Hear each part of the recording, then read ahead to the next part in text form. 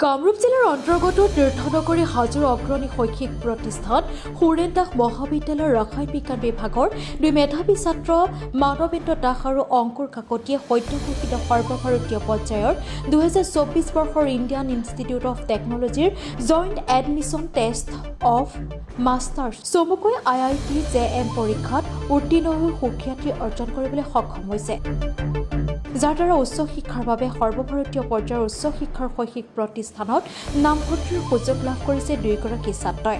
দুয়োগৰাকী ছাত্ৰৰ সাফল্যত মহাবিদ্যালয়ৰ অধ্যক্ষ ডক্টৰ হিৰণ্য কুমাৰ শৰ্মা, ভূগোল বিভাগৰ মুৰব্বী অধ্যাপক ডক্টৰ জয়ন্ত কুমাৰ দাসকে আদি কৰি মহাবিদ্যালয়ৰ সমূহ অধ্যাপক অধ্যাপিকাই মেধাৱী ছাত্ৰ মানৱেন্দ্ৰ দাস আৰু অংকুৰ কাকতিক উষ্ম আদৰণি জ্ঞাপন কৰে। হয়, অতিকৈ আমাৰ কাৰণে এটা গৌৰৱৰ কথা আৰু আনন্দৰ কথা যে 2024 বৰ্ষৰ যিটো সৰ্বভাৰতীয় পৰ্যায়ৰ JAM পৰীক্ষা অনুষ্ঠিত হয় IIT মাদ্ৰাছৰ তত্ত্বাৱধানত, আৰু সেই JAM পৰীক্ষাত আমাৰ মহাবিদ্যালয়ৰ ৰসায়ন বিজ্ঞানৰ দুজন ছাত্ৰ মানৱেন্দ্ৰ দাস আৰু আন এজন ছাত্ৰ আছিল অংকুৰ কাকতি, দুইজনে আমাৰ মহাবিদ্যালয়ৰ গৌৰৱ কঢ়িয়াই আনি তেওঁলোকে কোৱালিফাই হৈছে JAM পৰীক্ষাত, আৰু তেওঁলোকে এতিয়া হয়তো সৰ্বভাৰতীয় পৰ্যায়ৰ ভাৰতবৰ্ষৰ যিকোনো IITত তেওঁলোকে নামভৰ্তি কৰাৰ সুযোগ পাইছে, আৰু এইটো আমাৰ নিচিনা এখন গ্ৰাম্য অঞ্চলৰ মহাবিদ্যালয়ৰ কাৰণে অতি গৌৰৱৰ কথা, আনন্দৰ বিষয়।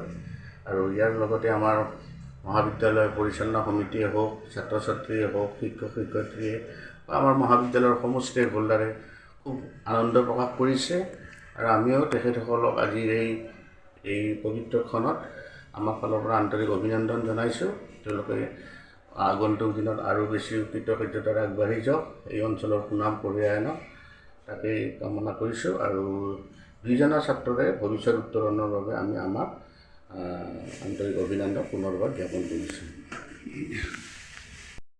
বেছিতো আবাৰ মানে মোৰ আশা এটা আছে যে এছিষ্টেণ্ট প্ৰফেচাৰ ছাৰহঁতৰ নিচিনা হ'বলৈ মন গৈছিল, আৰু ঠিক তেনেদৰে মই ভাবিছিলোঁ যদি এই মিষ্টিটো যদি কৰিব লাগিব ভাল এটা জেগাৰ পৰা কৰিব গ'লে মনটো খুব ভাল। তো সপোন IIT যোৱা চবৰে সপোন থাকে, তো তেনেকৈ এই এক্সামটোৰ দ্বাৰা যাব পৰা হ'লোঁ। তো এই এক্সামটোত IITত ছিট পাম, ছিট পাই কিনে IITৰ পৰা MSc কৰি এজন ভাল বক্তা প্ৰফেচৰ হ'ব মন গৈছে।